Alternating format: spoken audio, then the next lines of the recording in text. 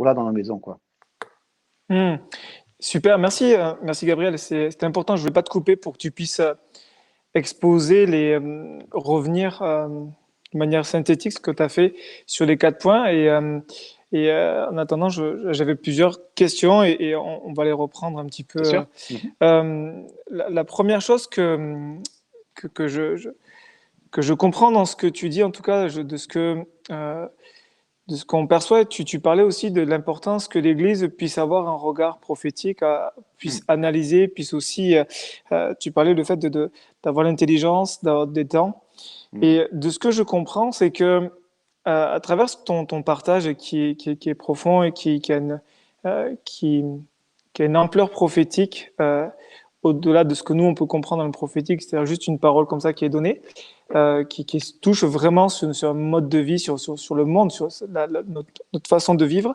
Mhm. Il y a ce qui ressort, en tout cas, dans ce qui me paraît clair, c'est que j'ai l'impression que Dieu est en train de restaurer la vérité quand tu parles des carbones. C'est comme si Dieu voulait restaurer, en fait, un équilibre de vie. Il y a eu, comme tu parlais sur les 4 points, tu as touché quand même des moments où il y a eu des réactions face à des abus. Tu vois, Mhm. pour revenir sur Mhm. le dernier que tu partageais, c'est que Mhm. euh, on- parce qu'il y a eu des abus d'autorité, parce qu'il y a eu du légalisme, on est passé sur l'autre côté, tu vois, le côté où on refuse les autorités, c'est une foi anarchiste un petit peu, tu vois. Pareil par rapport au niveau de la famille, au niveau de la conscience, au niveau du gouvernement. C'est vrai que même en France, on est marqué par ça, le fait que on a quand même un héritage Mhm. révolutionnaire où on coupe la Mhm. tête des rois. Donc Mhm. après, il y avait des abus, il y avait aussi une forme de justice, mais qui a été poussée à l'extrême. Et Mhm. c'est comme si Dieu est en train d'avertir son peuple, dire il est temps pour nous de remettre les pendules à l'heure, de réajuster, tu vois, de réajuster un équilibre biblique sur la société. C'est-à-dire qu'il faut en tant que chrétien né de nouveau dans la foi en Christ, il faut qu'on puisse euh, résister à toute comme tu parlais de pression, tout ce qui vient de la pression de la société, des courants de pensée, des Mhm. philosophies, Mhm. de tous les mouvements qui se lèvent pour avoir la tolérance, pour avoir. Il y a ce défi aujourd'hui pour le chrétien de tenir ferme, de dire non, non, on s'appuie sur la parole et puis on va pas la tordre ou on va pas déconstruire. Tu parlais de fait de Mhm. déconstruire. Donc tu Mhm. vois, moi je le perçois comme ça aussi. Et ce que tu repartageais est encore plus fort parce que je l'avais pas forcément cerné ce matin, mais cet après-midi je le trouve encore plus fort. Il y a cet appel de Dieu comme ce temps de restauration de la vérité dans l'amour. Tu vois. Et puis, c'est ça, et puis, ce que tu dis, c'est exactement ça. Et puis aussi, ça nous renvoie à quelque chose que le chrétien a besoin de faire face à une chose. Il a besoin de faire face à ses propres responsabilités. Mm. Jésus, par exemple, va dire quelque chose qui est vraiment très puissant lorsqu'il va dire, mais c'est pas ce qui rentre dans la bouche de l'homme qui le souille. Il va dire, c'est ce qui sort de sa bouche. Cette parole-là, malheureusement, quelque part, on l'a figé dans une interprétation, mais c'est très fort parce que ça veut dire que c'est pas les éléments, c'est pas les circonstances extérieures qui fait que tu es mauvais. C'est ce qui est dans ton cœur. Et Mm. la responsabilité vers laquelle Jésus nous renvoie, le miroir vers lequel il nous renvoie, c'est non, c'est regarde dans ton cœur et fais face au mauvais qu'il y a en toi dans ton cœur. Fais face à ce qui a besoin intrinsèquement d'être changé. Arrête de responsabiliser les autres. Par rapport au mouvement que l'on voit aujourd'hui, on est vraiment sur le tranchant de la lame quelque part parce que on se retrouve, je ne sais pas en France, mais ici, c'est des statues qui sont jetées dans les canaux, qui sont jetées à la rivière. Et je peux comprendre je peux, enfin, je suis de couleur blanche, j'ai beaucoup d'amis qui sont de couleur noire j'essaie de comprendre, j'essaie par humilité, par compassion. Et je crois qu'il y a un réel combat et qu'il y a un combat dans lequel on doit nous aussi rentrer. Mais, on ne peut pas, nous, être responsables non plus de l'histoire quelque part. On ne peut pas non plus tout excuser à cause de ce que les autres nous ont Mm. fait. Il y a un moment ou un autre, Jésus va nous ramener vers nos propres responsabilités. C'est du style, pourquoi est-ce que tu casses la vitrine? Pourquoi est-ce que tu mets le feu à une voiture? Je prends des excès là, exprès.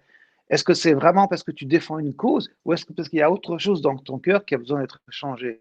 Donc ça, c'est une réalité vers laquelle on est tous amenés à faire face en fait. Hmm. Ouais, cette responsabilité, et ça commence avec ce que tu partageais. Je trouve que les points dans la manière dont tu les abordais, il y avait quand même une progression, tu vois, qui est importante. C'est que déjà, c'est l'individu. Tu parles de la Ouais, conscience. De la ouais, conscience, ouais. c'est notre conscience, c'est pas la Ouais. conscience de l'autre, tu vois. Mm. Donc, le fait déjà d'écouter notre conscience, de ne pas l'éteindre, de ne Mm. pas l'étouffer, c'est Mm. notre responsabilité. On ne pourra pas Ouais. charger quelqu'un d'autre, tu vois, Mm. c'est nous qui l'éteignons, notre responsabilité, En notre fait, oui. conscience. Et en fait, aujourd'hui, ce qu'on a, à cause de la psychologie et de la psychiatrie, quelque part, de la mauvaise psychologie, ce qui est une bonne psychologie, c'est qu'aujourd'hui, parce qu'on est dans ce monde du bien-être, on va trouver des gens qui vont nous convaincre que si on a un problème avec notre conscience, si les résonances qu'on peut sentir en nous sont mauvaises, on va trouver le moyen de les faire taire, en fait. Alors que et les gens les font taire de différentes façons. Certains, c'est la drogue, d'autres, c'est l'alcool, d'autres, c'est trouver un psychiatre qui va aborder dans mon sens. Alors que quelque part, elles sont une alliée. Ma conscience est une alliée. Ma conscience me dit, Gab, il y a besoin que tu changes quelque chose. Donc, trouver la paix, en fait, c'est régler les problèmes que la conscience souligne et pas de l'étouffer. Mm, mm. Tout à fait. La Bible en parle de ça, du fait que les hommes ont éteint leur conscience. Et c'est vraiment important parce que tu vois, tu vois, j'essaie d'être un peu dans le questionnement de monsieur, de madame, tout le monde. Mhm. Et je me dis, tu parles, tu vois, tu as, abordé, t'as touché un point sur la psychologie, tu vois, tu parles de bonne et mauvaise psychologie, mais tu parles que on a, c'est vrai, il y a une explosion depuis, on va dire, une vingtaine d'années, même Mhm. si ce n'est plus, de la psychologie, on parle de psychologue, tout ça. Euh, Elle est où la frontière entre la psychologie, parce qu'il y a une restauration de l'âme qui est importante, Mhm. tu vois. Et d'un autre côté, cette psychologie où on veut euh, éteindre, utiliser cette psychologie pour éteindre notre conscience, la culpabilité qu'on a, pour se déresponsabiliser un petit peu, vous dire, je suis victime. Un peu, c'est l'état de victimisation. De dire, voilà, si je suis comme ça, c'est à cause d'eux. Alors Mhm. oui, il y a des facteurs, et ceux qui vont nous entendre, Absolument, ouais. moi, Mhm. je veux pas non plus qui disent, bon, voilà, il y a des personnes qui ont vécu de véritables abus, qui ont Mhm. vécu de Mhm. véritables injustices, et il y a besoin de restauration. Mhm. Mais il y a parfois, moi, ce que je remarque, c'est parfois comme un certain, un, un certain confort à rester dans une position de victime, Mhm. tu vois? C'est-à-dire, ouais, c'est ça. C'est-à-dire que la grosse différence, c'est je ne peux pas, quelque part, contrôler ce qu'on m'a fait. Ça, c'est un fait. Il y a des gens qui sont cassés à cause de ce qu'on leur a fait. Mais par contre, je peux contrôler la résonance que ça a en moi. Je prends un exemple qui, à mon sens, c'est un bon exemple tout à l'heure. Si tu casses la vitrine, si tu mets le feu à une voiture, tu peux avoir le sentiment que tu es là pour la bonne cause, que tu manifestes pour une cause qui est plutôt bonne. La façon dont tu le fais révèle un autre problème. C'est un problème dans ton cœur. Donc la bonne psychologie, d'ailleurs on en trouve hein, dans la Bible, Jésus est un excellent psychologue. Mm, mm, La psychologie, c'est l'étude de l'âme, la psyché, c'est l'âme. Et celui qui a créé l'âme est le mieux placé pour pouvoir la guérir. On trouve ça dans Jean 5, où il y a ce malade qui est là depuis 38 ans, près d'une piscine, et quand Jésus lui pose la question, est-ce que tu veux être guéri? La première des choses qu'il fait, c'est qu'il accuse quelqu'un d'autre. mm, mm. Oui. Il va dire, mais si je ne suis pas guéri, c'est à cause de lui. Et Jésus va le renvoyer vers lui-même. Toi, prends ton lit, marche, prends les circonstances qui t'ont porté pendant 38 ans, toute cette amertume que tu as développée à l'égard de l'autre, des autres, porte tout ça maintenant et marche, avance vers là où je vais t'emmener, quoi. Donc, il y a une bonne psychologie qui me ramène à ma responsabilité et, à mon sens, vers la véritable guérison, c'est la prise de conscience des choses que j'ai pu vivre, mais à ma responsabilité à l'égard de ce que j'ai pu vivre, et en tout cas à l'absolue nécessité de renverser le cours de mon histoire pour que les générations qui viennent après moi n'aient pas en fait à, à devoir chevaucher, se prendre les pieds dans ce genre de problème-là. C'est toute l'idée du combat de nos frères et sœurs noirs de peau. C'est justement que ce qu'eux ont pu vivre, leurs parents ont pu vivre, que leurs enfants n'aient plus à vivre ça. Mais Mm, il y a une différence entre ça et le fait de penser que nous allons régler le problème du cœur de l'homme une fois pour toutes. Ça, c'est pas possible. Il y aura toujours des gens qui seront racistes, il y aura toujours des gens qui seront agressifs. Donc, la bonne psychologie psychiatrique, quelque part, c'est celle qui ramène l'individu face à ses responsables et qui la ramène à la quête, en fait, de son créateur. Et vers son créateur qui veut dire, voilà ce que je ressens, qu'est-ce qui se passe en moi, toi, tu es celui qui m'a créé, recalibre-moi, en fait, fais ce qu'il faut faire pour que je fonctionne à nouveau tel que je dois fonctionner. Ouais. Il y a ce que je te partageais ce matin, ce vieux pasteur qui était à la retraite avec qui j'avais discuté, qui me disait que, je l'ai partagé dernièrement dans une prédication, que on n'a pas été créé pour vivre en ville. Il dit on a été créé pour vivre dans la nature, à la base dans un jardin. Et Dieu a placé l'homme et la femme dans un jardin. Et il disait ça parce qu'en fait, il dit le fait de vivre en ville étouffe la conscience. Étouffe la conscience avec les bruits, avec toutes ces nuisances sonores extérieures et puis aussi intérieures, avec tous les soucis, tous les tracas. On peut rapidement étouffer notre conscience. Et puis, dit alors que la nature nous permet le fait d'être au calme, d'écouter le chant des oiseaux, ramène à quelque chose où on est face à nous-mêmes, en quelque sorte, et puis notre conscience s'exprime un peu plus. Et tu parlais aussi du fait que on va adoucir, tu vois, par rapport à notre conscience, que parfois on va y a la bonne culpabilité de Dieu, dans le sens qui nous amène à la repentance. Tu vois, il y a la culpabilité qui est mauvaise, qui est même satanique, mais il y a la bonne culpabilité qui amène à la repentance, à un changement de vie, à prendre conscience, à dire rentrer en soi-même, comme le fils prodigue, moi je rentre et rentrer en lui-même. Et cette prise de conscience voilà, je suis sur un mauvais chemin, j'ai besoin de me détourner, de revenir, de changer. Tu parlais, tu vois, de fait, souvent on a aujourd'hui de plus en plus, et même parfois c'est dans nos églises, d'adoucir, de dire, bon, on va pas amener la parole dans toute sa substance, dans tout le fait qu'elle soit tranchante, on va plus l'adoucir, on va même nous, comme améliorer un petit peu la parole de Dieu, là c'est grave, parce que on dit c'est trop dur. Et pourtant, il y a des moments où on a besoin, non pas d'être, Dieu ne frappe pas, mais d'être secoué en quelque sorte. Parce qu'il y a Et une puis urgence. absolument. Et puis c'est le fait de la vie. L'exemple excellent que tu prends du fils prodigue, on voudrait, nous, aujourd'hui, en fait, quand on écoute cet évangile progressiste, quelque part, on aurait voulu que le fils prodigue ait une prise de conscience et que tout à coup, en l'espace de 2 secondes, il soit revêtu d'une nouvelle robe, de nouvelles sandales, le veau gras à préparer et tout le chemin du retour. On n'en parle pas, la Bible n'en parle pas, mais c'est tout un chemin dans lequel il a dû être tenté, il a dû réfléchir, il disait, mais comment est-ce que je vais dire ça? Qu'est-ce que je dois dire? Est-ce que j'y vais vraiment? Est-ce que c'est pas stupide ce que je fais? Et donc, la douleur, quelque part, cette zone de transition dans laquelle je reviens vers ce que je dois être, a toujours été une zone difficile.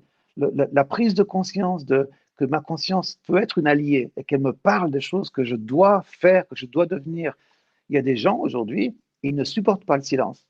Pourquoi? Parce que le silence, en fait, quand il y a le silence, c'est comme si le silence est un haut-parleur où la conscience, tout à coup, se met à parler très fort et ils ne supportent pas cette voix-là. Donc, ils mettent de la musique, d'autres, c'est les drogues, d'autres, c'est l'alcool, c'est autre chose. Mais c'est fondamental, cette douleur, ce chemin du retour qui est douloureux, est inhérent à la vie. Et c'est évident qu'on a aussi un ennemi qui ne veut pas que nous faisions ce chemin de reconversion. Il veut que nous restions dans notre amertume. euh, je travaille toute ma vie pour rien, donne-moi mon argent, mon père, je veux faire ce que je veux de ma vie, j'ai l'impression d'être en prison. Il veut qu'on reste là. Il ne veut pas qu'on revienne vers une pensée qui est sensée, qui est cristalline à l'égard de Dieu et à l'égard de l'éternité. Il y a une autre chose qui est importante dans cet évangile de prospérité, c'est qu'il ne met jamais, jamais, jamais en ligne de mire l'éternité. Jamais. C'est un évangile qui est focalisé uniquement sur la vie terrestre. Ouais.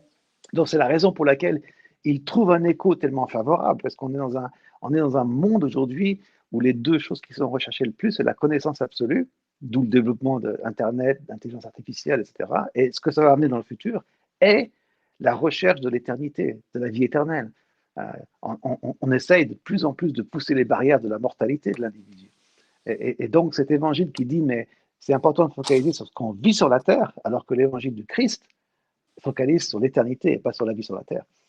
Donc, je trouve que c'est intéressant. Mais ce chemin, en fait, vers vers le raisonnable selon Dieu sera toujours un chemin douloureux. Hmm.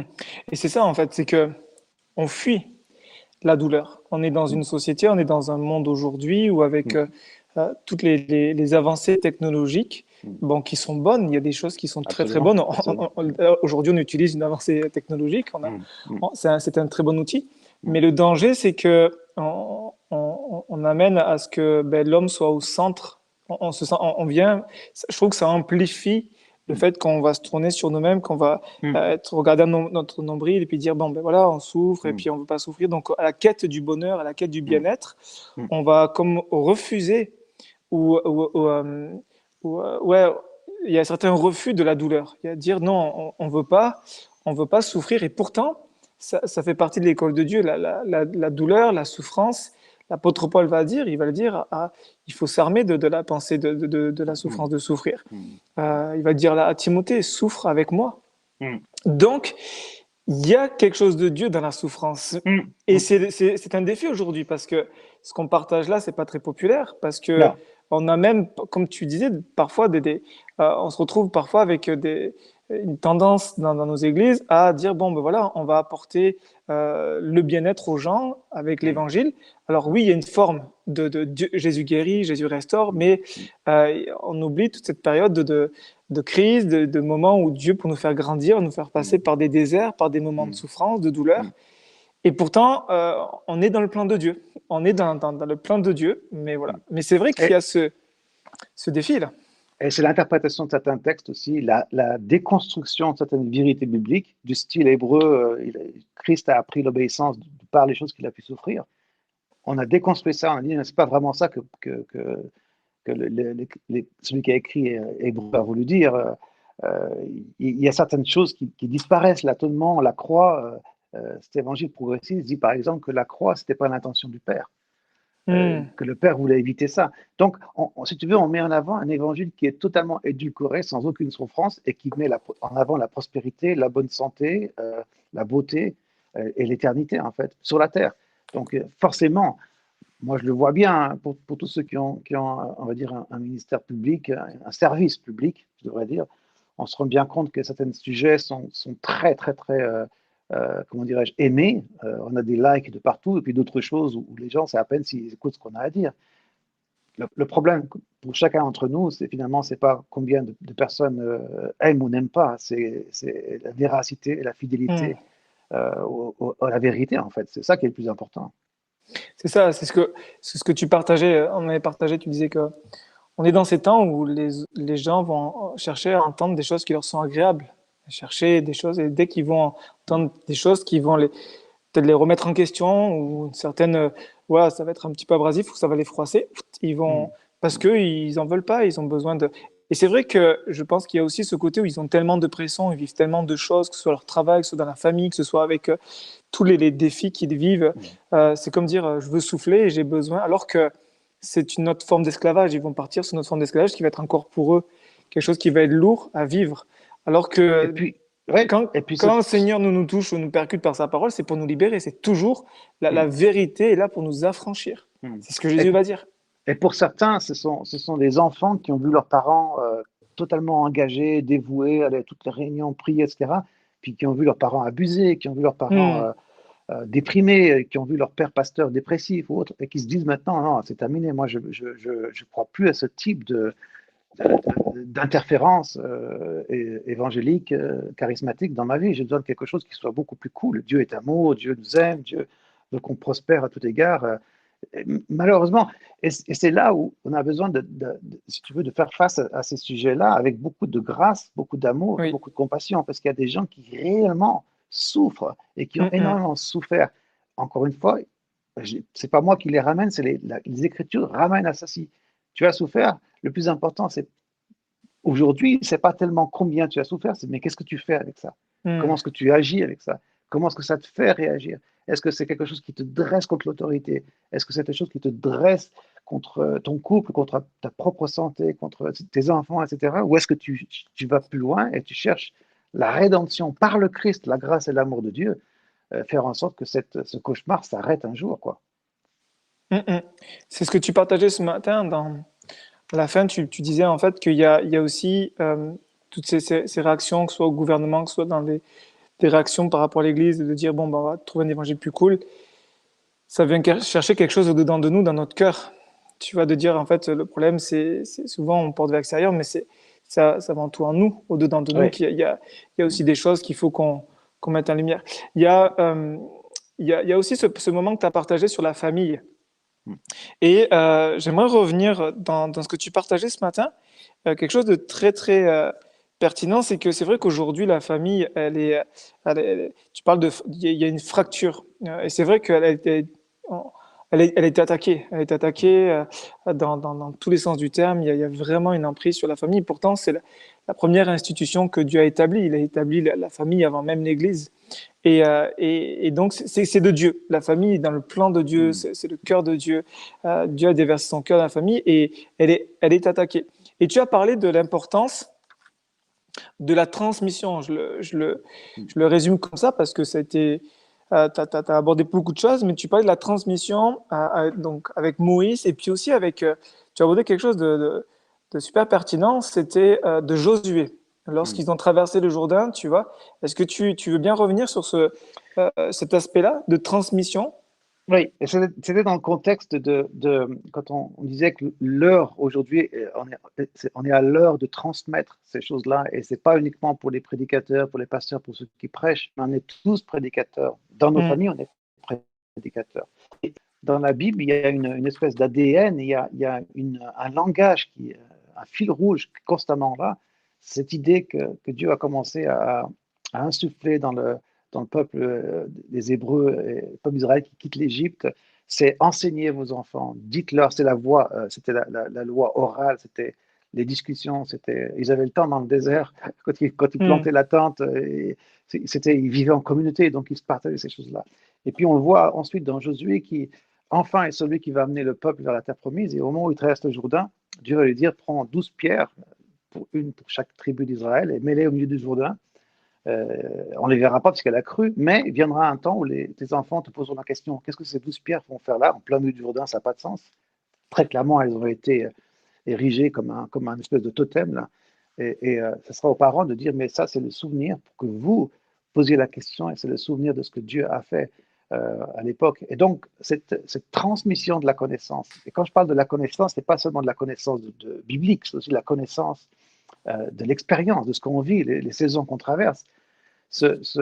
Dans les 20, 30 années prochaines, si Jésus ne revient pas avant, comment est-ce que nos enfants vont regarder ce temps du Covid-19, ce Hmm. temps de confinement? Comment est-ce qu'ils vont penser à ça?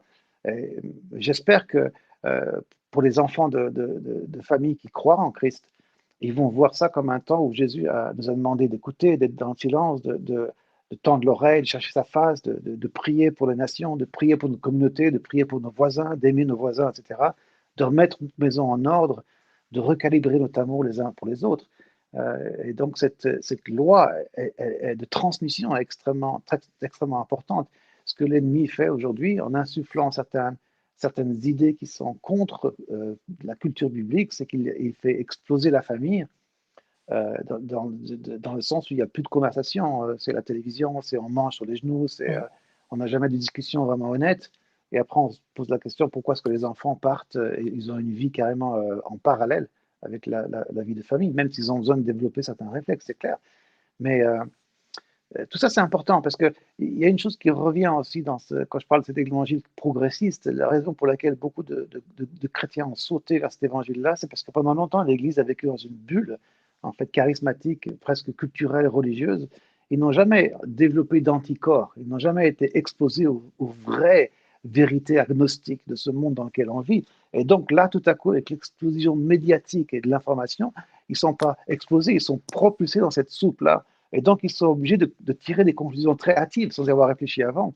Et donc, ils arrivent à un évangile de consentement confortable dans lequel l'acceptation de toute forme de vérité est bonne, quoi. Et donc, ils ne voient plus aucune raison de se cloîtrer comme ils l'étaient avant, dans une bulle qui, finalement, les protégeait d'un monde qu'ils sont supposés envahir, qu'ils sont supposés aimer, quoi.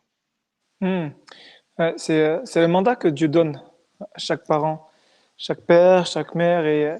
Et c'est un mandat que Dieu donne pour. J'ai beaucoup aimé, et je le partageais tout à l'heure avec mon épouse. Je lui disais une des choses qui m'a interpellé, puis je suis en parler avec nos quatre enfants. Je dis, tu sais, la première salle de classe, c'est la famille. Mm. J'ai beaucoup aimé ce que tu as dit. Ouais, C'était la première salle de classe, c'est la famille. Et ouais, c'est vrai que parfois, on peut se retrouver pour différentes raisons à comme démissionner de ce mandat. ouais. Et qu'est-ce que tu pourrais dire peut-être à ces parents qui se retrouvent avec aujourd'hui des ados, des pré-ados qui sont dans une profonde rébellion, qui voient en fait leur enfant et puis qui au bout d'un moment démissionnent, dire bon écoute, comme s'il y a pas un abandon, mais comme une démission. Dire bon ben Ouais, pour moi, le seul angle qui me permet de voir cette situation, c'est pas dans l'angle de moi en tant que parent, parce que nous, on n'a pas d'enfant, mais peut-être moi sous l'angle de ce jeune homme qui a grandi et qui s'est rebellé quelque part contre son père à une époque, contre sa famille. Et j'ai vu comment mon père, qui, pourtant à l'époque n'était pas chrétien, mais qui quand même portait en lui une certaine valeur, par exemple de la conscience, de la notion du bon et du mauvais, s'est rapproché à trouver en fait une des sources qui était fondamentalement une source d'intérêt pour moi et à focaliser sur cette source-là. Donc peut-être mon conseil, ça serait de regarder chez l'enfant ce qu'il a vraiment reçu en tant que talent, en tant que habileté, et de souligner cette belle création que Dieu a fait en lui, en elle, et quelque part de rétablir la connexion au travers de ça. C'est très difficile, je suppose, c'est très difficile. Et puis peut-être de les déculpabiliser. Moi, j'aime bien euh, la conclusion à laquelle quelquefois on arrive quand j'ai quelquefois des parents qui viennent me voir et qui me disent mais on a enseigné nos enfants, on leur a partagé la Bible, on a prié pour eux, et là ils sont tous les deux, ils sont partis. Ils sont loin de Dieu, etc. Et je leur dis, vous savez, Dieu avait deux enfants aussi dans le jardin, il les a perdus tous les deux. Donc, c'est pas à nous de nous culpabiliser, ça c'est l'œuvre du malin qui nous culpabilise. Nous, on hmm, peut faire uniquement ce qu'on peut faire. Et après, c'est la grâce de Dieu, c'est l'amour de Dieu. Quelquefois, les enfants, c'était certainement mon cas, ont besoin de vivre leur expérience quelquefois douloureuse pour pouvoir prendre conscience, encore une fois, conscience de ce qui est juste, de ce qui n'est pas juste, et puis commencer à aligner les choses d'une façon cohérente dans leur vie. Et nous, parce qu'on n'a pas un regard, on n'a pas la longue vue que Dieu a sur les saisons de nos vies, on voit le présent. Et quelquefois, c'est comme si Dieu disait, mais attends, laisse-le, hmm. tu vois, laisse le fils prodigue partir. Le plus important, c'est qu'il revienne avec en étant complètement convaincu dans son cœur, avec la conscience de ce qu'il doit faire. Et pour ça, il a besoin de vivre sa propre histoire. Alors c'est difficile parce que tous les parents prient pour que rien n'arrive pendant cette espèce d'exploration presque naturelle, cette archéologie du jeune qui a besoin d'aller découvrir la vie, découvrir les plaisirs de la vie. C'est prier, aimer et prier et croire que c'est toujours possible, que Dieu peut toujours faire ce qu'il a à faire et puis donner le maximum, se donner le maximum pour nos enfants, quoi, rétablir le contact, les aimer, les encourager dans ce qu'ils sont, là où ils sont bons, et essayer d'être présent avec eux, parce que quand on parle de la famille aussi comme un endroit où les choses se font, se défendent, beaucoup de parents on pourrait dire, mais moi, j'ai pas fait tout ça, j'ai pas délaissé mes enfants, enfin, j'ai pas été méchant avec mes enfants, mais par contre, ils sont jamais présents. Par exemple, ils sont tout le temps au travail. Alors, je connais le truc, mais il faut bien que je leur paye les études. Mais il y a un moment ou un autre, l'enfant, il a besoin de notre présence, quoi. Et il faut être là. Il faut être là. Ouais, tout à fait. Donc c'est un bel encouragement que tu adresses là aux parents. Et Mm. de ce que tu partages, je vois deux choses. C'est un peu nos deux pieds. Le premier, c'est notre responsabilité en tant que parents de nous donner un mandat, d'enseigner, de pouvoir les partager, de créer le lien, de pouvoir les aiguiser, dire voilà dans quoi Mm. Dieu t'appelle, dans quel est ton talent, Mm. de garder ce contact, cette relation. Donc ça, c'est notre responsabilité. Puis l'autre pied qui donne l'équilibre, c'est la souveraineté de Dieu, de dire en fait, il faut qu'on fasse confiance à la souveraineté de Dieu. Dieu est un Dieu qui est encore plus concerné que nous par rapport à nos enfants, puisque c'est lui le créateur de nos enfants, il nous les a prêtés pour un moment. Donc, il y a ces deux, je pense que ce que tu soulèves, je pourrais le résumer un petit peu comme ça, dire, mais en fait, il y a notre responsabilité, toujours pareil, de dire, bon, ben, il y a un mandat, il y a quelque chose que Dieu nous a donné, il faut qu'on le fasse.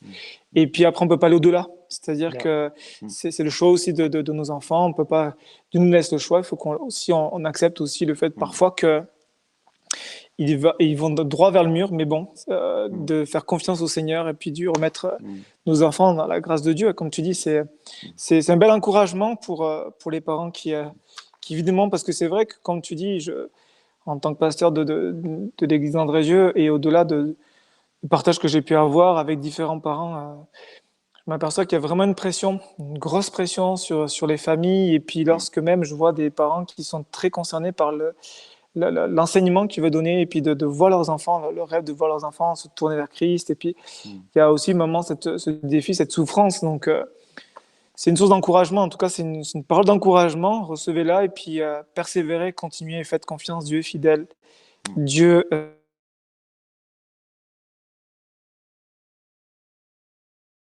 le plan que tu as partagé c'est aussi la partie du gouvernement. C'est pas quelque chose qu'on entend très souvent, ça.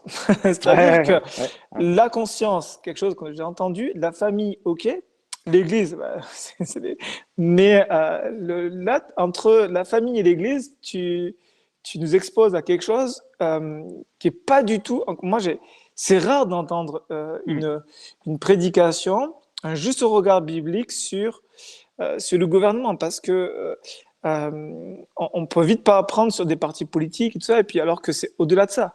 C'est une institution, c'est ce que Dieu a voulu, et tu as abordé le fait que lorsque on se rebelle contre cette autorité, euh, on se rebelle en quelque sorte aussi contre Dieu, indirectement. Et pour des chrétiens, c'est quand même assez grave de dire bon ben on est les enfants de Dieu, en nous rebellant contre le gouvernement, quel qu'il soit. Je ne parle pas d'un parti politique, hein, c'est l'institution dont on parle. C'est toucher aussi à l'autorité de Dieu. C'est quand Absolument. même ouais. C'est un petit peu comme. C'est un sujet qui est très chaud, surtout quand on est français, Ouais. parce on a quand même dans nos gènes presque ce côté. Ouais, la prise de la Bastille, la Révolution française, quoi. On a quand même cette poussière du passé qui est encore sur nous quelque part. Mais c'est un petit peu comme la façon dont je le vois, c'est un petit peu comme celui qui prend en fait la loi entre ses propres mains et qui quelqu'un a été pris criminel par exemple et qui va plutôt de laisser la loi s'occuper de lui, qui va faire justice à lui-même, il va tuer cette personne-là. Lorsqu'on parle de rébellion, en fait, il faut bien comprendre une chose, d'être soumis au gouvernement, d'être soumis aux lois gouvernementales, ça ne veut pas dire qu'on ne fait pas entendre nos voix de désaccord à l'égard de certaines formes de gouvernement, à l'égard d'une certaine façon de gouverner, à l'égard d'une certaine injustice, d'un manque de solidarité ou d'un manque de justice par rapport aux différentes couches sociales. Mais il y a une différence entre ça, avec ce que la loi nous permet de faire aujourd'hui, de manifester, d'écrire des lettres, d'écrire à différentes personnes, à différentes mairies, conseils, etc. Une différence entre ça et puis tout à coup sortir dans la rue et tout casser, quoi. Et certaines personnes disent, mais et des fois, on peut pas faire autrement, on a tout épuisé, on a tout. Et donc maintenant, on ne nous écoute pas, donc maintenant, on va nous écouter. On casse tout, on va nous écouter. Moi, je ne pense pas que ça peut être. Euh, ça ne doit pas être le chemin du chrétien, ça ne peut pas être son chemin de faire comme ça. C'est pas possible, c'est contre toutes les valeurs bibliques. En fait, on peut manifester, on peut se dresser, on peut crier l'injustice, mais quand on dépasse cette frontière, en fait, et on devient vraiment ce que j'appelle rebelle, à savoir qu'on prend la loi entre nos propres mains, là, on a dépassé en fait une zone et on rentre dans une zone qui est interdite, quoi. C'est pas à nous de le faire. C'est là où cette phrase, à moi la justice, à moi la rétribution, rentre vraiment en ligne de cause. C'est à Dieu lui-même de traiter après le gouvernement tel qu'il doit le faire.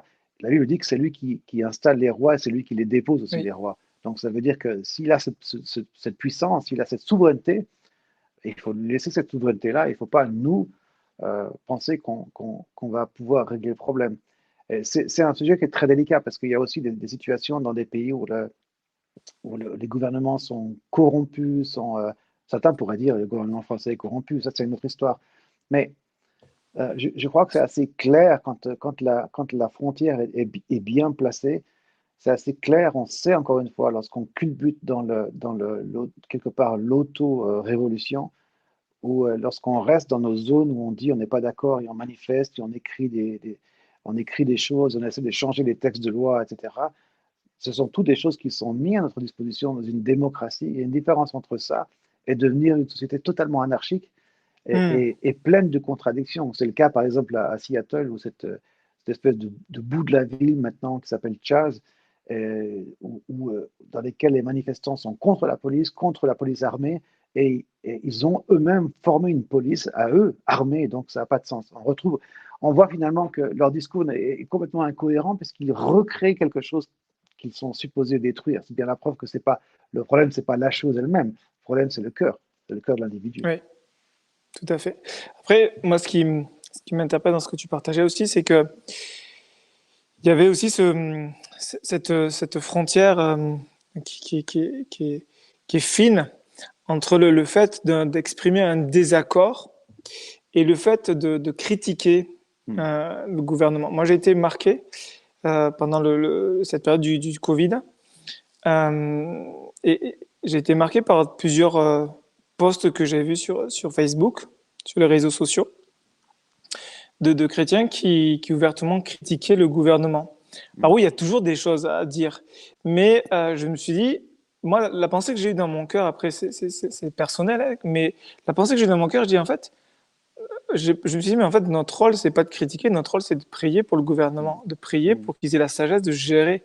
Et, euh, et c'est vrai que dans cette période d'épidémie où ils ont dû gérer un état d'urgence qui était planétaire, mais eux, alors leur niveau national, je me dis, ils ont une pression forte. Je me suis mis 2 secondes à leur place et je me dis, avec toute la pression, ils ont une responsabilité qui est colossale. Ils portent des choses par rapport à la vie des gens, des décisions qui vont avoir un impact sur la vie. C'est un enjeu de vie et de mort.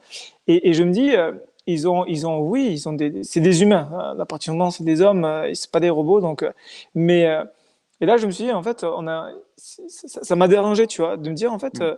ça m'a dérangé de dire, mais non pas que c'est interdit, mais je me suis dit, mais c'est pas notre rôle. Dieu nous appelle pas à ça. Hmm. Dieu nous appelle pas à être des hommes et des femmes, des enfants de Dieu qui vont critiquer. On doit exprimer nos désaccords. On doit faire entendre des choses. C'est Hmm. évident. Il ne Hmm. faut pas qu'on soit des moutons dans le sens où on baisse la tête et puis on dit oui, amen à tout.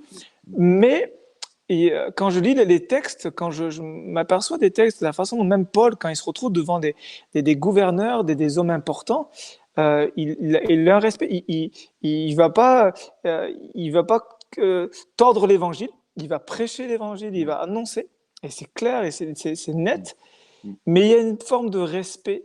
Il y a vraiment une forme de respect. Même quand Jésus se retrouve devant Pilate, quand Jésus, c'est Jésus, il a même pas pris d'eau, Hmm. voilà, il s'est pleinement soumis. Bon, après, c'était un moment bien particulier. Hmm. Mais tu vois, ça m'a interpellé de me dire, bon, en fait, la frontière est quand même fine entre exprimer un désaccord, comme tu disais, qui est juste et on crée une injustice, on exprime un désaccord face à une situation, voilà, et une forme de rébellion cachée ou d'insoumission qui est exprimée par une critique, tu vois, qui est pas constructive, mais bah, tu vois, je me dis, c'est comme monsieur, madame, tout le monde en France qui va critiquer et tout ça. Et je me dis, mais en fait, il y a ici une forme de rébellion d'autorité qui est, pour moi, un héritage français qu'on Hmm. a. Tu parlais tout à l'heure de transmission.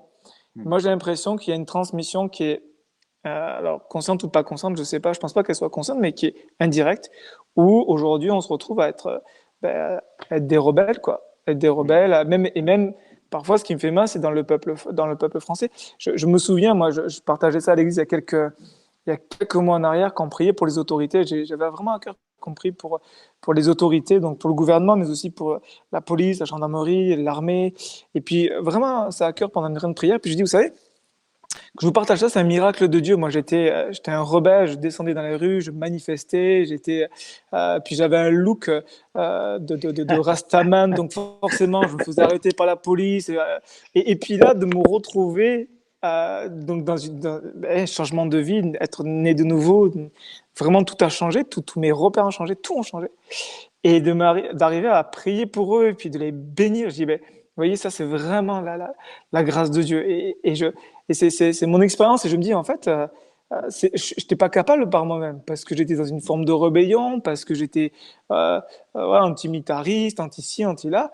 Et puis de là, ça a changé. Et je pense que, de par mon expérience et du regard surtout biblique, parce que je ne bâtis pas sur mon expérience, mais sur la parole, c'est que je me dis, en fait, le chrétien, son appel est de prier pour le gouvernement, de prier, de soutenir et puis voilà, d'aussi avoir une parole aussi de Dieu, de dire, bon, voilà, nous on prie pour ça, pour qu'au niveau du gouvernement, il y ait des hommes et des femmes remplis de l'esprit, qui vont être des conseillers, qui vont encourager, tu vois, le gouvernement. Mais c'est vrai que la frontière est parfois fine entre le déconseil, entre le fait de pouvoir exprimer un désaccord et tu vois la critique. Absolument. Et c'est là, c'est très bien résumé, c'est là il y a quand même deux aspects en fait qui sont importants de se rappeler. Le premier aspect, c'est la nécessité de prêcher la culture du royaume de Dieu. Hmm. Parce que la culture du royaume de Dieu transcende la culture naturelle, la culture d'un pays. Alors certaines personnes diraient la culture du royaume prend les bonnes choses de la culture du pays. Il y a certaines choses qu'on fait culturellement qui se marient bien avec la culture du royaume, les agapés, manger ensemble, les agapes, tout ça. Mais de prêcher le royaume et de se dire ça, c'est le plus important que ta culture. Donc, tu n'es pas français, tu es citoyen du royaume, Hmm, hmm, hmm. né de nouveau en France. Et la deuxième chose qui est importante, c'est je crois que nous, pasteurs et prédicateurs, on a quand même à nous regarder dans la glace quelque part et à prendre responsabilité de quelque chose qui, à mon sens, est aussi pointu et très, très important et que je note, que je vois bien en ce moment, c'est que on a tellement, face à ce qui se passe, on peut pas, il me semble qu'on ne peut pas, euh, face aux événements aujourd'hui, qui sont sans précédent, penser que nos prédications, que notre discours le dimanche ou dans les réunions, il est complètement euh, préservé, complètement désinfecté de tout ce qui se passe dans la vie de tous les jours. Il est aseptisé et en faisant ça, on le décontextualise totalement. C'est-à-dire que l'individu ne peut plus marier ce qu'il entend à une situation concrète. Et quand ce n'est pas le cas, ça veut dire qu'il n'a plus d'argument face à ce qui se passe aujourd'hui. Il n'a pas d'argument biblique, il n'a pas d'argument divin, il n'a pas de principe biblique, spirituel, fondamentaux qu'il peut appliquer dans cette situation-là. Et quand c'est le cas, bah, qu'est-ce qu'il fait? Et bah, forcément, il critique parce qu'il n'a pas les outils, quelque part, pour prendre en main Hmm. les situations auxquelles il doit faire face.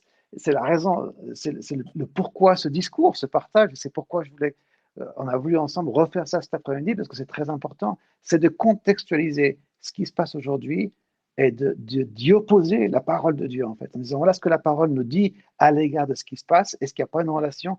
Absolument, certainement, il y a une relation. Quelle est-elle? On en parle. S'il n'y a pas ces choses-là, quelque part, et ça a été un petit peu, à mon sens, la faute des églises, des responsables, des pasteurs et des prédicateurs qui ont divorcé en fait la parole de Dieu du contexte dans lequel elle doit être prêchée, à savoir la vie de tous les jours. J'appelle ça l'incarnation de la parole. Si la Hmm. parole n'est pas incarnée, et elle est incarnée lorsqu'elle parle à la situation qui se présente aujourd'hui, elle finit par être mise dans un coin et on ne l'utilise pas pour faire face à la situation d'aujourd'hui. Quand on voit l'exemple de gens comme Joseph ou Daniel dans la Bible,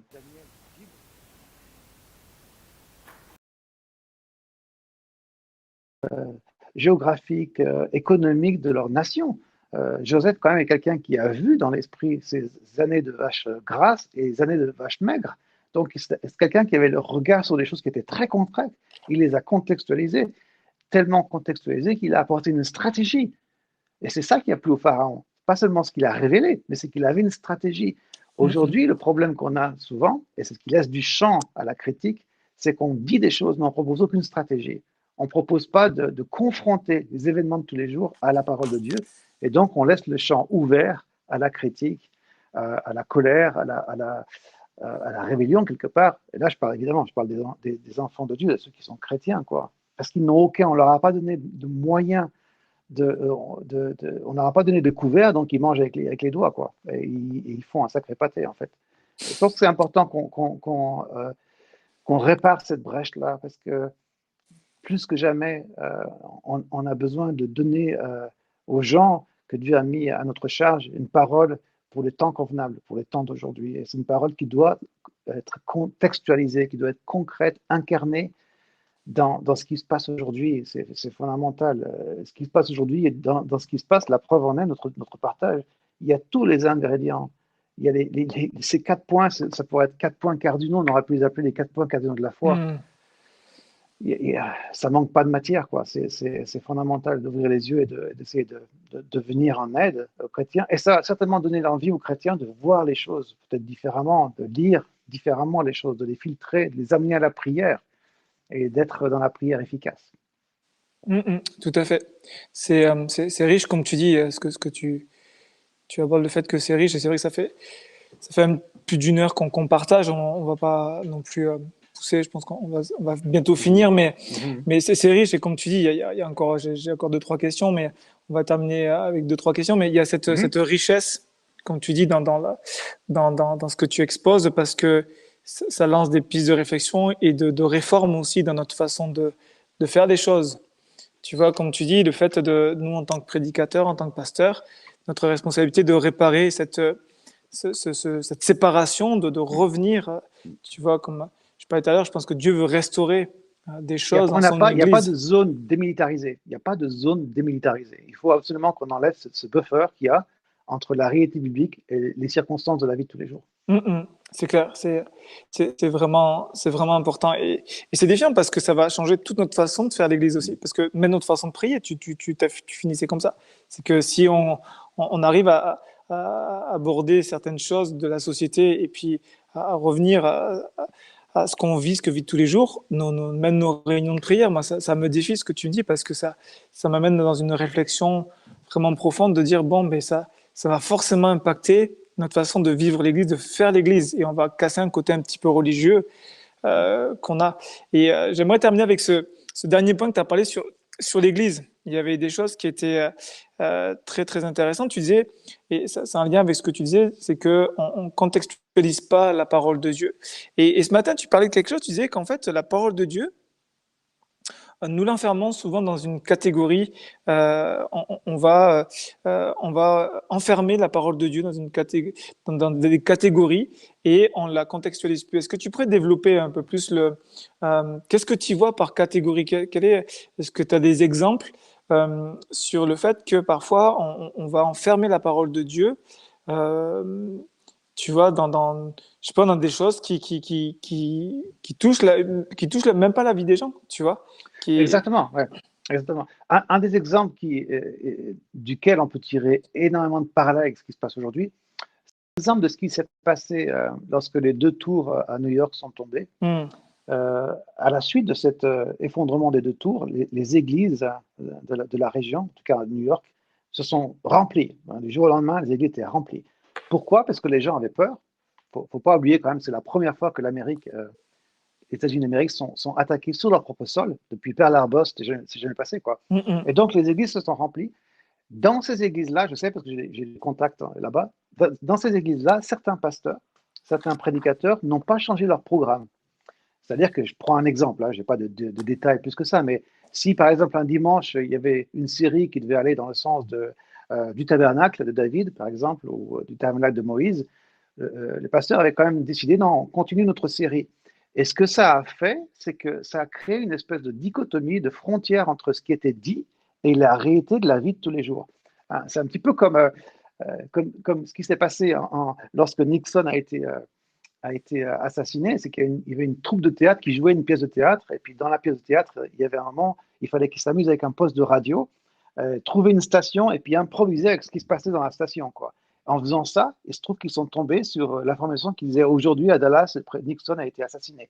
Donc, quelque part, la réalité est venue s'engouffrer dans cette parodie, dans cette pièce de théâtre. La réalité, elle parlait plus fort que cette parodie, en fait. Le problème que l'on a, nous, quelquefois, c'est ce que j'entends par mettre la parole dans un coin, c'est que on la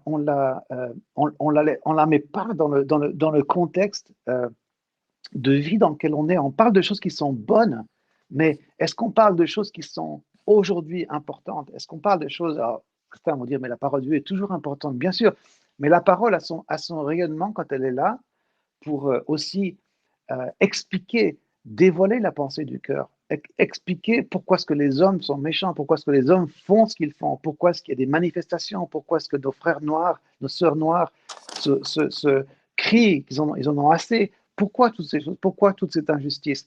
Il y a un moment ou un autre, il faut ramener l'auditeur euh, par la parole de Dieu aux racines de ce problème-là, parce que si on n'y retourne jamais, on a l'impression que ce qu'il dit est vrai, mais est-ce que c'est vraiment dans le temps? Est-ce que c'est dans l'ordre du jour de Dieu? Est-ce que c'est une parole kairos ou est-ce que c'est juste une parole qu'on aurait pu lire sur un journal ou qu'on aurait pu prendre d'une prédication d'il y a 10 ans en arrière?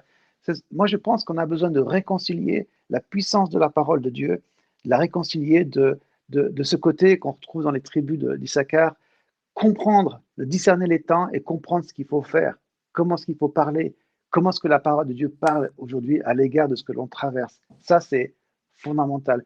Si on ne fait pas ça, quelque part, c'est là où on ne se rend pas compte aussi, mais à mon sens, on coupe tout parfum prophétique dans l'Église, parce que ça veut dire que toute poussée prophétique va être totalement rasée et étouffée dans l'œuf, parce que ceux qui vont avoir un regard prophétique sur les circonstances de la vie d'aujourd'hui, sur ce qui se passe aujourd'hui, vont se rendre compte que la parole qui est prêchée ne va pas dans ce sens-là. Donc ils vont se dire, bon, bah, c'est pas la peine, je garde ça pour moi, et ils grandissent jamais, alors que l'opportunité aujourd'hui, c'est de se dire, voilà ce qui se passe, Seigneur. Quand dans nos réunions de prière, voilà ce qui se passe, Seigneur. Dis-nous, montre-nous. Et ça, on le voit partout dans la Bible. On voit des Néhémies comme ça, on voit des Josias, on voit des rois qui sont revenus à Dieu en disant, voilà ce qu'on veut nous faire, Seigneur. Voilà ce qu'on veut nous faire. Qu'est-ce que tu as à dire là-dessus? Donc, ne pas divorcer la puissance de la parole du moment dans lequel on vit cette parole-là. Et que si elle est vivante, agissante, pointue, acérée comme une épée de tranchante, ça veut dire qu'elle a son mot à dire dans le contexte dans lequel on vit aujourd'hui, à l'égard de notre génération, cette génération qui traverse le Covid, cette génération d'église qui vit cette poussée d'un évangile progressiste. La parole de Dieu a quelque chose à dire à l'égard de ces choses-là. La parole de Dieu avait des choses à dire à l'égard de ces deux tours qui tombaient. On pourra toujours parler du tabernacle de Moïse, mais est-ce qu'on pourra toujours expliquer pourquoi les deux tours sont tombés? Quand je dis expliquer pourquoi les deux tours sont tombés, c'est juste une image, mais est-ce qu'on pourra contextualiser toujours? Est-ce qu'on aura toujours ce contexte-là? Non. Il y a un moment, les révélations vont se terminer, mais il me semble que ça, c'est important. Tu parlais tout à l'heure du fait d'apporter la nourriture convenable. Tu prends ce texte dans Matthieu 24 ou 25, je crois que c'est 24, qui dit que Jésus va dire quel est le serviteur fidèle et sensé. Ou dans d'autres versions, c'est prudent. Tu vois, exactement. De ceux qu'il a établis sur ses serviteurs. Donc sur son peuple, c'est les pasteurs, les prédicateurs, ceux qui sont en charge d'une responsabilité. Et puis bon, ça touche chacun d'entre nous aussi parce que on est tous gardiens les uns des autres, gardiens des frères et des sœurs. Et en fait, dans ce que le Seigneur dit, il parle d'être fidèle et prudent. Moi, j'ai dans la version que j'ai, la version Summer que j'aime beaucoup, qui dit d'être sensé. Et c'est là que tu vois, je relis ce que tu partages, c'est que en fait, Dieu nous appelle à être fidèles à la parole. Comme tu dis, aujourd'hui, on ne veut plus de vérité absolue, chacun a sa vérité, chacun ainsi. Et tu parlais tout à l'heure on peut paraître comme prétentieux, mais en fait, c'est pas qu'on est prétentieux, puisqu'en fait, on est des porteurs de la parole. C'est pas notre parole, c'est la parole de Dieu. Parole. Nous sommes des prédicateurs, nous sommes des messagers en quelque sorte. Mais comme tu dis, il y a ce côté d'être fidèle parce qu'aujourd'hui, on est de plus en plus avec à avoir une église, en tout cas avoir un message qui nous veut, tu parles d'évangile progressiste, on veut, voilà, on veut changer, on veut même améliorer. Mais en fait, Dieu nous appelle il cherche des hommes fidèles, Mm, fidèles à sa parole, fidèles à mm. l'appel que Dieu nous a donné aussi. Et puis, la deuxième chose, tu vois, qu'il rajoute, c'est prudent ou sensé. Et Ouais. je le relis directement avec ce que tu viens de partager, c'est censé de prendre conscience que ça prenne du sens Mm, dans le temps dans lequel nous vivons, tu vois. mm, Et c'est là, mm. en fait, que toute cette parole prend toute sa puissance dans ce que tu partages. Alors, en tout cas, moi, elle m'est revenue à l'esprit parce que tu partageais juste la fin du verset, mais Mm, tout ce verset-là mm, est fort parce que ça commence. Quel est quel est le serviteur fidèle mm. et sensé? Tu vois, le fait d'avoir du sens en tant que prédicateur, de réfléchir, à dire est-ce que c'est pertinent aujourd'hui dans ce que je vais partager par rapport à l'époque dans laquelle on vit. Et puis, Mm. c'est souvent une question que je me suis posée. Bon, on pourrait encore partir sur ça, mais tu vois, je me suis souvent posé cette question de dire euh, si Dieu nous a voulu dans cette génération, c'est pas pour rien. On aurait Exactement. très bien pu vivre, tu vois, dans Mm, Dieu, c'est lui qui nous, on n'a pas demandé à exister ou à vivre, c'est lui qui nous a donné la vie, il nous a voulu mm, sur cette terre. mm, On est voulu de Dieu, Dieu nous a créés, il nous a placés là. mm, Et qu'on vive cette époque, ce moment, c'est voulu de Dieu. Donc il y a aussi quelque chose aussi à chercher dans ce domaine-là, de dire mm, en fait, il faut pas qu'on vive il y a 50 ans en arrière parce que on n'était pas là il y a en tout cas pour moi, mm, j'étais pas là il y a 50 ans en arrière. Tu mm. vois, donc c'est ce côté où dire, en fait, il faut qu'on retrouve et ça vient aussi changer pas mal de choses dans notre façon de faire l'Église. C'est que Mm. on a tendance, comme tu dis, à s'enfermer dans une bulle, à être dans nos quatre murs. Mais si on apporte une parole contextualisée, Mm. ben, ça va forcément nous amener à ne plus nous centrer sur nous, sur nos besoins, Mm. mais avoir un regard prophétique Mm. sur la société, sur le monde, qui fait que Mm. on aura des choses à dire. Moi, je pense que c'est fort ce que tu dis. Je pense que on se connaît, c'est pour ça qu'on s'entend bien, on a le même esprit. Mais je pense que l'Église a besoin, en général, hein, a besoin d'arrêter d'être un peu comme les disciples lorsque cette femme qui perdait son sang a touché Jésus, quoi. Et puis on sentait que les disciples n'avaient pas envie d'être là. Ce qu'ils voulaient, Hmm. c'était un Jésus pour eux, quoi, le Jésus de salon. Ouais, ouais, ouais. Viens chez nous, on va manger ensemble, parle-nous de tes grandes révélations, de ton cœur pour ton Père, etc. Alors que le but de la venue de Christ, c'était cette femme qui perdait son sang, cette hémorragie, en fait, d'une personne qui ne sait plus comment arrêter cette espèce de, de, de force qui quitte son corps. Et on est dans un monde en hémorragie aujourd'hui. Quand on voit ce Hmm. qu'on voit, le monde est hémorragique. Le monde perd sa vie, il perd son sens, il perd son sang. Et donc, il a besoin de nous, quelque part, pour qu'on aille chercher Christ en disant, Seigneur, mais fais quelque chose pour ce monde-là, quoi, plutôt que d'être tourné vers nos propres besoins personnels, nos propres évangiles progressistes, placebo, du confort, du bien-être. Est-ce qu'on a vraiment le droit aujourd'hui de prêcher ce type d'évangile, Hmm. même s'il y a, c'est des conséquences, le bien-être, la paix, etc. Mais est-ce qu'on a le droit de s'afficher comme étant, nous on est bien, nous on est super, nous ça ne nous touche pas, alors qu'il y a un monde qui souffre? Non, je ne crois Ouais, pas. ouais, Je crois ouais. pas. Tout à fait. Tout à fait. On a on a notre place. En tout cas, il faut qu'on reprenne notre place. Il faut que, tu vois, je crois que il y a des choses qui ont été mises en avant par rapport à l'Église évangélique et je pense qu'il faut qu'on puisse se sortir de l'anonymat et puis aller. Et c'est pas nouveau, mais c'est pas nouveau ce qu'on dit, mais en tout cas, c'est le fait de sortir de l'anonymat. Mais je pense qu'au bout d'un moment, Dieu nous pousse pour dire bon, vous le Mm, dites, mais faut le faire quoi. Il faut absolument. qu'on arrive à un moment parce que on le prêche, on en parle, mais il faut qu'on suive, il faut qu'il y ait des actes, il faut qu'on puisse réfléchir. Et puis je pense aussi, ça va être notre partage de mardi aussi, de réfléchir Absolument. ensemble à dire qu'est-ce qu'on peut Quoi faire. faire? Parce que, comme dans Jacques, dire ben, c'est bien, la foi, tu peux pas dire que Dieu te bénisse, mais la personne, elle est dévêtue, elle a rien. C'est d'être dans les actions, dans l'acte, sans tomber dans les œuvres absolues, mais dans la forme d'œuvre qui nous fatigue, ou Mm, dans l'activisme plutôt. Mais voilà, il faut qu'on mette des choses en place. mm, Et puis, absolument. j'aimerais terminer aussi avec ce dernier point que j'ai relevé, c'est que quand tu parlais de l'Église au fur et à mesure que je t'écoutais bon, ce matin et puis cet après-midi, quand tu es revenu sur ces 4 points, 4 bornes, 4 points cardinaux, c'est que par rapport à l'Église, il y a une notion de courage pour moi, tu vois, Mm. parce que, tu vois, il faut qu'on prêche la Dieu, toute la parole de Dieu. Et même si ça déplaît, même si parfois ça va froisser, même si parfois, tu parlais tout à l'heure euh, parce qu'on veut se fondre dans le moule, accepter de tout le monde et puis aimer de tout le monde, on va dans la tolérance. Et comme tu disais, moi, c'est pas un terme que je trouve. La Bible parle de respect, Mm. mais la tolérance, pour moi, ça touche à du compromis. Tu vois, il y a une Absolument. notion aussi Mm. de compromis.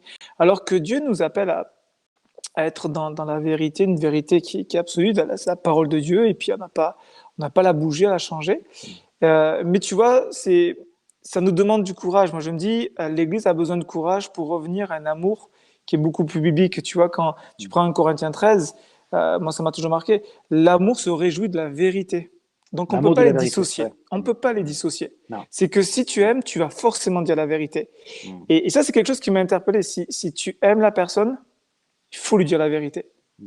Tu peux pas, si elle est en danger, si elle est dans Mm. une vie de péché, de compromis, ou c'est des choses de loin de Dieu, tu peux pas dire, bon, par amour, je vais rien te dire, je vais te caresser dans le sens du poil. C'est pas Mm. l'amour, ça. Non. C'est pas l'amour de Dieu, en tout cas. C'est une forme d'amour du monde, Mm. mais c'est pas l'amour. Et comme tu disais, je pense que on a besoin de retrouver un certain courage. Mm. Moi, c'est le point que je soulignais pour terminer. Je te laisse aussi partager, mais tu vois, l'Église a besoin pour résister, pour dire non, non, on se place dans l'amour de la vérité avant tout. Mm. Courage, parce que comme tu dis, t'en as parlé aussi de la pression qui est exercée sur Mm. l'Église. Mm.